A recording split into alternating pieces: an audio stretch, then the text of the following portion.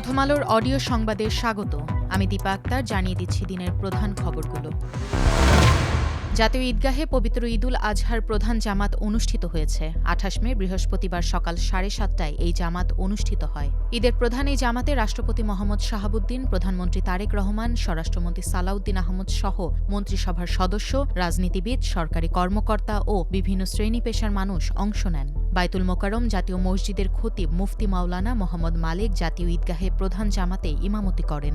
মোনাজাতে দেশ ও জাতির কল্যাণ কামনা করা হয়। বিশ্বের বিভিন্ন স্থানে মুসলিমরা জুলুম, নির্যাতনের শিকার হচ্ছেন, তাদের হেফাজত ও মুক্তির জন্য দোয়া করা হয়। একই সঙ্গে পবিত্র ঈদুল আজহার যে ত্যাগ, সংযম ও মানবিকতার শিক্ষা, তা ব্যক্তিজীবন ও সমাজ জীবনে ধারণ করা তৌফিক কামনা করা হয়। ঈদের জামাত ঘিরে সকাল থেকে জাতীয় ঈদগাহ এলাকায় ছিল উৎসবমুখর পরিবেশ। ভোরের পর থেকেই মুসল্লিরা ঈদগাহে আসতে শুরু করে।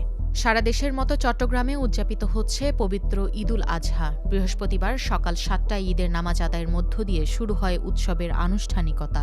নগরের জমিয়াতুল ফালা জাতীয় মসজিদ ময়দানে অনুষ্ঠিত হয় ঈদের প্রধান জামাত। এদিকে মুষলধারে বৃষ্টি, কাদাপানি আর বৈরী আবহাওয়ার মধ্যে কিশোরগঞ্জের ঐতিহাসিক শোলাকিয়া ঈদগাহ ময়দানে পবিত্র ঈদুল আজহার নামাজ আদায় করেছেন হাজার হাজার মুসল্লি। রেওয়াজ অনুযায়ী বন্দুকের ফাঁকা গুলির শব্দে সকাল ৯টায় শুরু হয় জামাত। এবার শোলাকিয়ায় অনুষ্ঠিত হল ঈদুল আজহার ১৯৯তম জামাত। নামাজে ইমামতি করেন মুফতি মাওলানা আবুল খায়ের মোহাম্মদ সাইফুল্লাহ।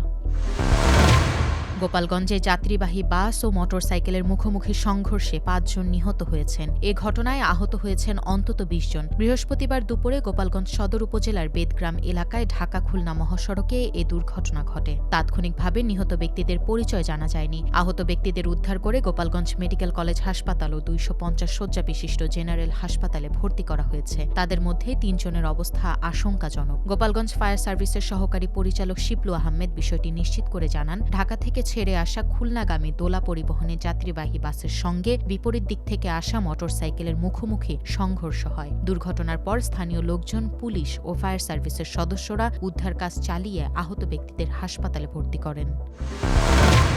হামের উপসর্গে ২৭ মে সকাল ৮টা থেকে ২৮ মে সকাল ৮টা পর্যন্ত গত ২৪ ঘণ্টায় দেশে আরও ৫ শিশু মারা গেছে। আর এ সময় মোট ৮৮৭ জন হাম ও হামের উপসর্গে আক্রান্ত হয়েছে। হামের উপসর্গ দেখা দিয়েছে ৮২৬ জনের, আর হামে আক্রান্ত হয়েছে ৫১ জন। হামের উপসর্গে ঢাকায় ৩, সিলেট ১ ও বরিশালের ১ শিশু মারা গেছে। বৃহস্পতিবার স্বাস্থ্য অধিদপ্তরের হাম বিষয়ক প্রতিবেদনে এসব তথ্য জানানো হয়েছে। এ নিয়ে গত ১৫ মার্চ থেকে হামের উপসর্গে দেশে ৪৭৭ শিশুর মৃত্যুর তথ্য জানা গেছে। এ সময় হাম শনাক্তের পর মারা গেছে ৮৮ শিশু।